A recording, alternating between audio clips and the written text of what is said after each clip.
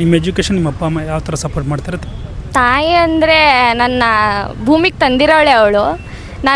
ನನಗೆ ಒಂದು ಬ್ಯಾಕ್ ಬೋನ್, ನನ್ನ ಪರ್ಸ್ನಲ್ ಬಿಗ್ಗೆಸ್ಟ್ ಸ್ಟ್ರೆಂತ್ ಅಂದರೆ ನಮ್ಮ ಮಮ್ಮಿ.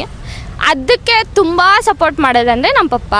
ಅಂದರೆ ಎಲ್ಲರ ಮನೇಲಿ ಹೆಂಗಿರುತ್ತೆ ಅಂದರೆ ಈ ಏಜಲ್ಲಿ ಪರ್ಟಿಕ್ಯುಲರ್, ನಾನು ಫಸ್ಟ್ ಪಿ ಯು ಓದ್ತಾ ಇರೋದು, first P U second P U ಏಜಲ್ಲಿ ಎಲ್ಲದಕ್ಕೂ ಸ್ವಲ್ಪ ರಿಸ್ಟ್ರಿಕ್ಟ್ ಮಾಡ್ತಾರೆ, ಆ ಏಜ್ ಸರಿ ಇರಲ್ಲ, ಮಕ್ಕಳು ಹಾಳಾಗ್ತಾರೆ, ಆ ಥರ ಎಲ್ಲ ಇರುತ್ತೆ. ಬಟ್ ನಮ್ಮ ಮನೇಲಿ ಏನಂದರೆ ನಾನು ಏನೇ ಮಾಡಿದ್ರು ಶೇರ್ ಮಾಡ್ತೀನಿ, ನಾನು ಏನೇ ಇದು ಮಾಡಿದ್ರು ಶೇರ್ ಮಾಡ್ತೀನಿ.